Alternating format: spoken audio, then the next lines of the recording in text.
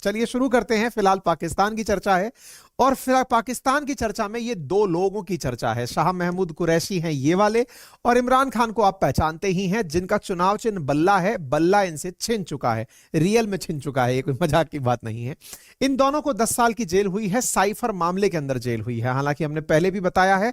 और साथ ही साथ अब नोटबंदी की भी सुर्खियां चल गई हैं। ऐसी स्थिति में पाकिस्तान की सियासत निश्चित ही तब ज्यादा महत्वपूर्ण हो जाती है जब 8 फरवरी को इनके यहां इलेक्शन होने वाले हैं, और इलेक्शन के अंदर नवाज शरीफ, शहबाज शरीफ, बिलावल भुट्टो, ये सभी लोग अपनी उम्मीदवारी दर्शा रहे हों, और इमरान खान और शाह महमूद कुरैशी जेल में हो, और उनका चुनाव चिन्ह तक इलेक्शन कमीशन ने छीन लिया हो। तो इसका मतलब यह हुआ कि इस बार के चुनाव में प्री प्लान्ड करके इमरान खान और उनके समर्थकों को स्थान ही नहीं दिया जाएगा, कुछ ऐसा प्रतीत हो रहा है। By the way, Imran Khan के दिन खतरनाक तरीके से तब पलटे जब रूस के द्वारा यूक्रेन पर हमला किया गया था। संभवतः आपको यह याद हो कि जब रूस ने यूक्रेन पर हमला किया था तो उस दौर के अंदर इमरान खान रूस के प्रति समर्थन जताते हुए रूस में जाकर बैठ गए थे। फरवरी 24 की बात है जब ये पहुंचे थे, और वहां पहुंच करके ये अपने स्तर पर कहते हैं रूस से कि हम आपके साथ हैं, यूक्रेन के खिलाफ आप जो कर रहे हैं सब सही है। अमेरिका इस बात से बहुत खिन्न हुआ और खिन्न होकर के तय कर लिया कि इमरान खान की सत्ता ही हटानी पड़ेगी, क्योंकि ये यूक्रेन मसले पर रूस के साथ जा रहा है। परिणाम क्या निकला वो आपके सामने है। पाकिस्तान में इमरान खान को पहले पीटा जाता है, पीट करके इनको जेल में डाल दिया जाता है, इनके खिलाफ अविश्वास प्रस्ताव लाया जाता है अपोजिशन द्वारा, और इनकी सरकार से इनको हटा दिया जाता है। हटाए गए इमरान खान थोड़े ही दिनों बाद में इनके पीछे पीछे इनकी ही पार्टी पीटीआई के जो सेकंड मोस्ट व्यक्ति थे शाह महमूद कुरैशी, उन्हें भी जेल में डाल दिया गया। जेल से बाहर निकले, फिर जेल के अंदर वापस डाल दिया गया। आज की सुर्खी बनती है इन दोनों के लिए फिर से कि ये दोनों लोग जेल से निकलने के बाद जो थोड़े से समय के लिए शाह महमूद कुरैशी वापस आए थे, और इमरान खान अब फिर से अगले 10 साल के लिए जेल में चले गए हैं। कौन सा ऐसा मामला है जो इनका पीछा नहीं छोड़ रहा है? तो जवाब निकल कर आता है साइफर केस का मामला। बड़ा सवाल यह कि साइफर केस आफ्टर ऑल है क्या। मैं ब्रीफ में केवल इतना बता दूं कि एक अमेरिकी व्यक्ति है जिसका नाम है डोनाल्ड लू।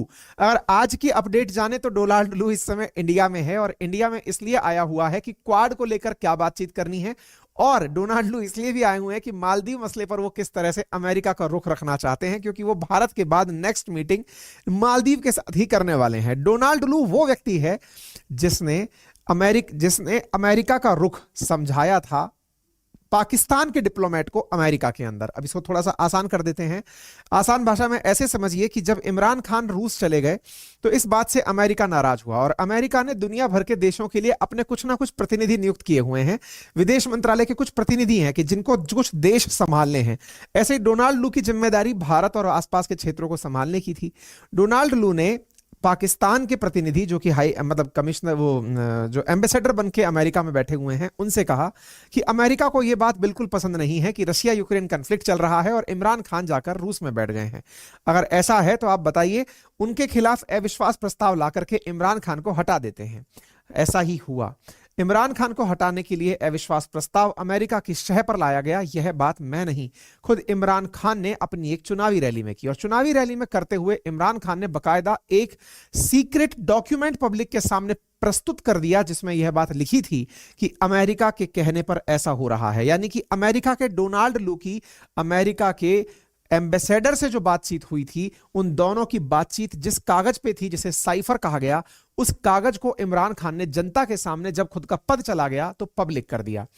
इस पद के चले जाने के बाद असल मायने में अमेरिका ने इनको हटाया। यह बात तो सर्वथा सत्य है कि अमेरिका ने इमरान खान को इसलिए हटाया क्योंकि ये रूस गए थे, लेकिन रूस जाने का जो उन्होंने कारण बताया कि भाई मैं इसलिए गया था क्योंकि मैं अमेरिका का और ज्यादा गुलाम नहीं रह सकता।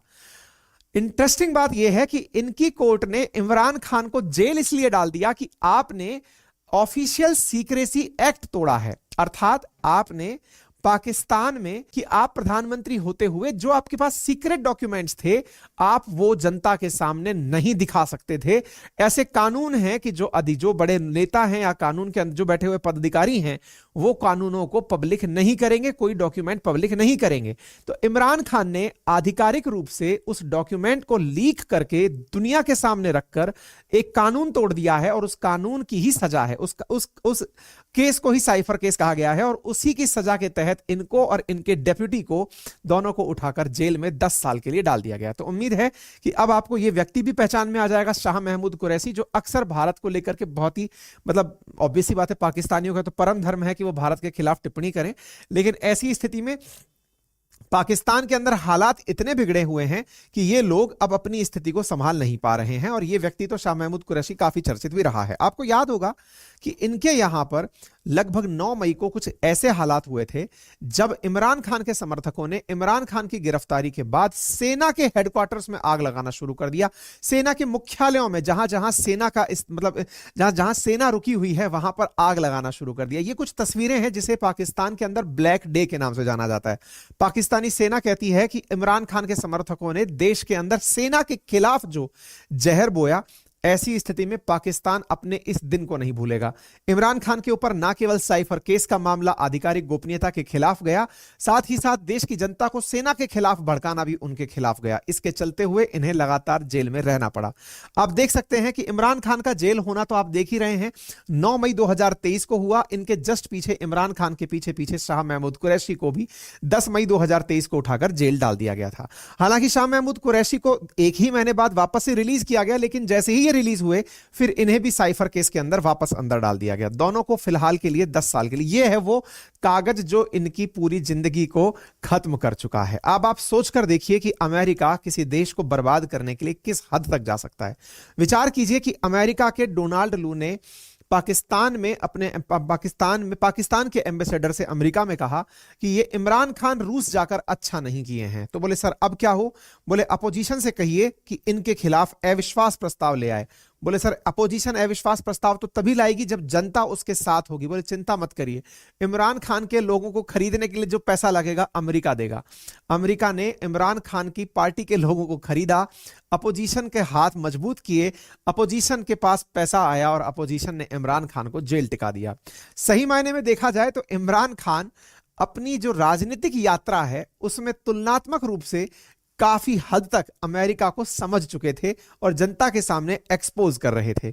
वहीं दूसरी ओर शहबाज शरीफ, जो कि नवाज शरीफ के छोटे भाई हैं, नवाज शरीफ जो कि बहुत ज्यादा धन रखने के चलते हुए, इनके बारे में कहा गया था कि पनामा पेपर्स में यह लीक हुआ था कि शहबाज शरीफ के बड़े भाई नवाज शरीफ बहुत सारा करप्शन का धन कमाकर दुनिया के दूसरे देशों में सेटल हो गए हैं।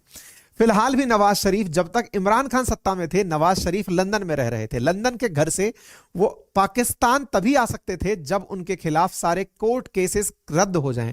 विचार कीजिए कि शहबाज शरीफ जब पीएम बने तो उन्होंने सबसे पहले अपने भाई पर लगे हुए पनामा पेपर घोटाले के सारे मामलों को हाई कोर्ट से रद्द करवाया, सुप्रीम कोर्ट से रद्द करवाया, पूरी तरह से उनकी छवि को बेदाग किया। यानी कि पाकिस्तान की जो कोर्ट हैं उन्हें शहबाज शरीफ ने अपने प्रभाव से पूरी तरह आदेश बदलने का आदेश दिया। नवाज शरीफ वापस आते हैं पाकिस्तान में और उनके आने से पहले इमरान खान को जेल डाल दिया जाता है। फिलहाल नवाज शरीफ और शहबाज शरीफ दोनों मिलकर के 8 फरवरी को पाकिस्तान में होने वाले इलेक्शंस में बिल्कुल फेयर तरीके से दिखना चाहते हैं। ये दुनिया को दिखाना चाहते हैं कि देखिए हमने तो कुछ भी नहीं किया, जो किया वो कोर्ट ने किया। कोर्ट का उपयोग जो पाकिस्तान में फिलहाल हो रहा है, इसे देखकर हर दुनिया का देश ये समझ तो रहा है कि पाकिस्तान की कंगाली में आटा गीला हुआ है। अगर ये इसकी आर्थिक स्थिति सही होती, इसके आतंकवाद जैसे मुद्दों पर इसके दिमाग में किसी प्रकार का भ्रम ना होता, तो शायद आज वो अपनी बातें ढंग से रख रहा होता। इमरान खान भी अगर ये समझ गए होते कि उन्हें किस तरह से खरीदा गया है, तो शायद वो आज जेल में ना होते। फिलहाल के लिए शहबाज शरीफ और नवाज शरीफ चुनावी यात्राओं में हैं। नवाज शरीफ हाल ही में लगभग 1.5 लाख पाकिस्तानी रुपए की टोपी लगा करके चुनावी रैली में निकले हैं। तो लोग कह रहे हैं कि देखिए, जो व्यक्ति दुनिया में कह रहा है कि पाकिस्तान की गरीबी मिटाऊंगा, वो गरीबी मिटाते मिटाते पाकिस्तान के पैसे से खुद कितना अमीर हो गया है। अलग ही पॉलिटिक्स पाकिस्तान में फिलहाल चल रही है। तो शाह महमूद कुरैशी और इनके बारे में देख लीजिए। शाह महमूद कुरैशी का ये वाला वीडियो मैंने पहले भी डाला था जिसमें इनको जेल में डाला गया था यहीं से बाहर निकलते हुए। खैर चलिए, तो फिलहाल के लिए मैंने आपको सारी जानकारी से अपडेट करा दिया है और पाकिस्तान की इस खबर को पूरी दुनिया ने फिलहाल कवर किया है कि शाह महमूद कुरैशी और ये साथ में जेल गए हैं। और इंटरेस्टिंग फैक्ट सोचिए आप कि दोनों को जेल में ही कानून, मतलब जेल के अंदर ही सजा सुनाई गई है। और भी इंटरेस्टिंग फैक्ट ये है कि एक पूर्व प्रधानमंत्री है, एक पूर्व विदेश मंत्री है। भारत के साथ चाहे जैसे भी संबंध रहे हों, साथियों, किसी भी देश के लोकतंत्र को जिंदा रहने के लिए वहां की न्यायपालिका का इम्पार्शियल होना बहुत जरूरी होती है। और न्यायपालिका में आप किसी भी तरह से अपने बात को रख पाएं, अगर आपका खुद का वकील नहीं मिलता है तो सरकारी वकील की सहायता से आपको अपनी बात रखनी होती है। इंटरेस्टिंग बात यह है कि ना तो इनका खुद का कोई वकील नियुक्त हुआ, ना इनका हुआ, और साथ ही साथ इनके लिए सरकारी वकील भी मुहैया नहीं हुआ। यानी इनके पक्ष जेल के अंदर ही चला था, केस की सुनवाई भी जेल के अंदर चली थी और इनको किसी भी प्रकार की कोई राहत नहीं मिली और उठा करके इनको धारा 342 के तहत उठाकर जेल में अगले 10 साल के लिए डाल दिया गया है।